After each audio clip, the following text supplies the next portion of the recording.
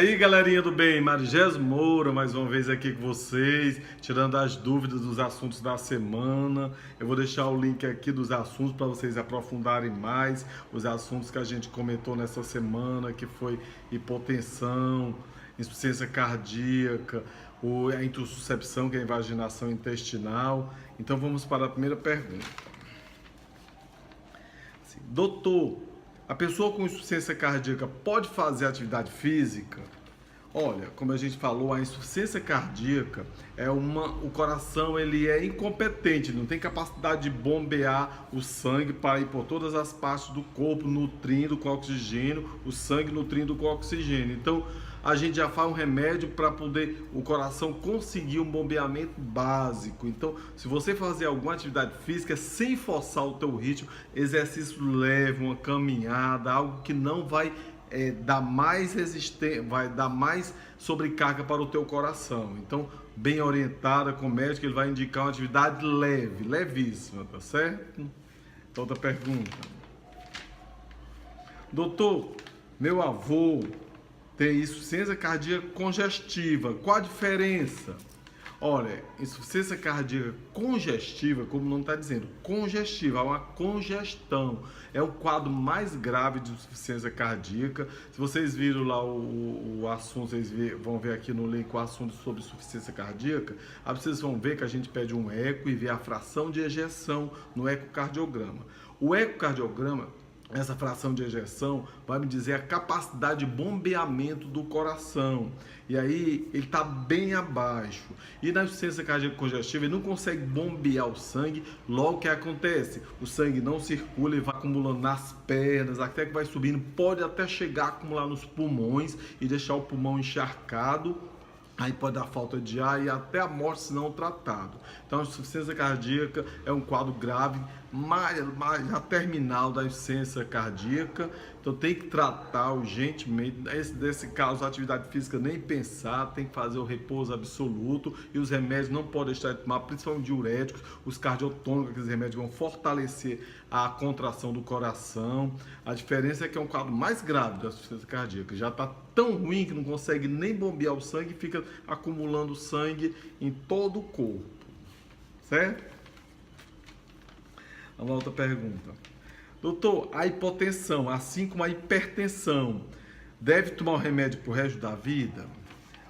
É diferente. A hipertensão realmente é uma patologia grave, tem que tomar remédio pro resto da vida, mas a hipotensão, a maioria dos casos, como vocês viram, não é tão grave. Então, a maioria nem precisa de remédio, o coração tem uma função ótima, dá para fazer a nutrição toda do corpo e não tem problema nenhum. Então, não quer dizer nada. A pressão alta é uma coisa, a pressão baixa é outra. A pressão baixa, a maioria nem remédio precisa tomar, tá certo? Vamos lá para outra. Doutor, eu estou com 6 meses de grávida e a minha pressão vive baixa. E aí, doutor, como é que eu trato isso?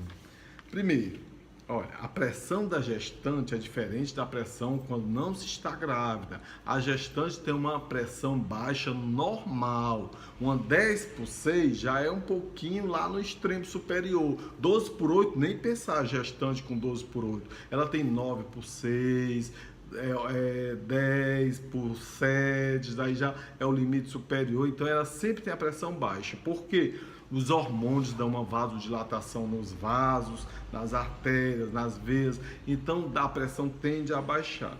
Ela pode ter também, a gestante, hipotensão postural, quando ela levanta, ela fica tonta, porque o mecanismo de acomodação, de compensação da posição deitada em pé, não dá tempo de reverter logo. Então essa hipotensão que está dita aqui da gestante, na verdade não é hipotensão, é uma pressão normal de uma gestante. Então é remédio nada, o que deve fazer se estiver incomodando, tomar muito líquido, não passar muito tempo em jejum, mais de 3 horas em jejum. E a técnica excelente, tanto grávida ou não, é aquela de deitar e elevar os pés, tá certo? Então vamos para outra pergunta. Doutor, a invaginação intestinal é a mesma coisa que o nó nas tripas? A invaginação intestinal, que é a intussuscepção, e o nó nas tripas, que chamamos volvo, são duas categorias diferentes de doença. de alteração do intestino, apesar das duas levarem a mesma consequência. A intussuscepção, como vimos, é um movimento intestinal que uma parte do intestino entra sobre a outra, fica embutido. Já no volvo, ele roda, ele dá um nó, é um verdadeiro nó, por isso chama nó nas tripas. O volvo ele roda e entope o intestino. Isso são emergências médicas, devem ser tratadas cirurgicamente para poder, por não ter consequências, não ter que tirar um pedaço, não dar necrose no intestino, tirar um pedaço, às vezes até que fazer uma colostomia, igual aquela que o Bolsonaro teve que colocar. Então, não, são duas entidades médicas diferentes, apesar do tratamento ser basicamente a mesma coisa, a consequência ser a mesma, tá certo? Vamos lá para outra.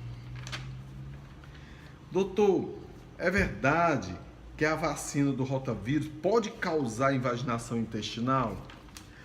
Existem estudos que realmente a vacina do rotavírus, existem alguns casos em que aumentou a incidência da invaginação intestinal, da intussuscepção. Mas aí, provavelmente por causa da diarreia, vai o movimento, entra um parte do intestino dentro da outra. Mas se formos colocar numa balança as vantagens da vacina, a admissão das mortes, a admissão das hospitalizações das crianças, fora a morbidade que uma criança tem com diarreia do rotavírus, vamos botar na balança e compararmos os casos que ocorreram de intussuscepção pós-vacinal, então não tem como a gente deixar de vacinar. A gente orienta vacine sem problema. Lógico, se ocorrer um caso desse, aí não é comum isso acontecer, mas em alguns trabalhos notou-se que ocorreu uma incidência maior, mas isso não é unânime. Não tem nada provado ainda que a vacina do rotavírus leve a um problema de invaginação intestinal, tá certo? Então, pessoal, é isso. Se você gostou, dê um likezinho, se inscreva no canal se você não é inscrito, acione o sininho para receber a notificação de outros vídeos, vá olhando os vídeos passados, dá uma olhadinha na playlist aí, pode ter algum assunto médico que interessa alguém que você conheça, vá compartilhando com os amigos, com familiares. Se você já é inscrito, valeu, vamos divulgando mais e mais. Está no Facebook, curta e compartilhe, e siga-me lá no Instagram, Marigés_Moura. Pessoal, comente aqui, faça as perguntas aqui, a gente vai responder na medida do possível. Tamo junto, pessoal. Deus abençoe, Maria nos proteja. Até mais, galerinha do bem.